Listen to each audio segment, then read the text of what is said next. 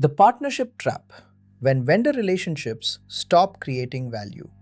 A partnership on paper and a partnership in practice are two very different things. Most vendor relationships start with genuine energy, strategic alignment sessions, executive introductions, a shared roadmap full of ambition. Everyone in the room believes this one will be different. And then, slowly, quietly, it becomes transactional. The calls get shorter, the reviews get cancelled, the relationship starts to feel like a procurement exercise with a better name. It happens more than anyone likes to admit, and the cost, commercially and reputationally, is significant on both sides. Today, I want to talk about how to spot it and how to build partnerships that hold value. The pattern is almost always the same. There's a honeymoon period, a few months where both sides are engaged, meetings are regular, and there's genuine momentum. And then the day-to-day delivery takes over.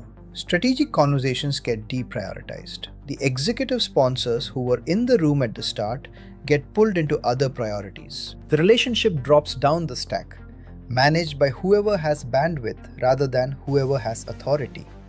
On the vendor side, the account gets handed to a delivery team focused on SLAs and invoicing. On the client side, the original business case starts to feel distant. Without regular strategic dialogue, the partnership slowly gets reframed internally, from a strategic asset to a cost line. By the time either side acknowledges there's a problem, significant trust has usually already been lost. But here's the good news. Most partnerships can be reset if someone has the courage to initiate it honestly. In my experience, the reset almost always starts with a conversation that somebody should have had 6 months earlier. One where you put the commercial agenda to one side and ask, what would a stronger version look like? The reset is often stronger than the original because it's grounded in reality rather than aspiration. The relationship that survives a difficult, honest conversation is far more resilient. The practical steps: re-engage executive sponsors. Rebuild a joint roadmap that reflects current priorities.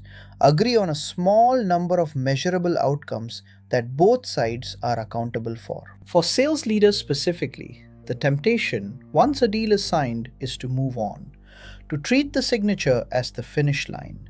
But in this market, the signature is just the starting line. The partnerships that create the most long-term value are the ones where the vendor stays invested, where the account leadership is visible, proactive, and genuinely curious about whether the client is getting what they came for, where problems get surfaced and addressed before they become grievances. The clients who experience it don't just renew, they expand, they refer. They become the kind of advocates who open doors that no cold outreach ever could. So, are you genuinely invested in their success? Is the relationship more comfortable than it is valuable? That's worth sitting with. Drop your experience in the comments. What worked for you? See you in the next video.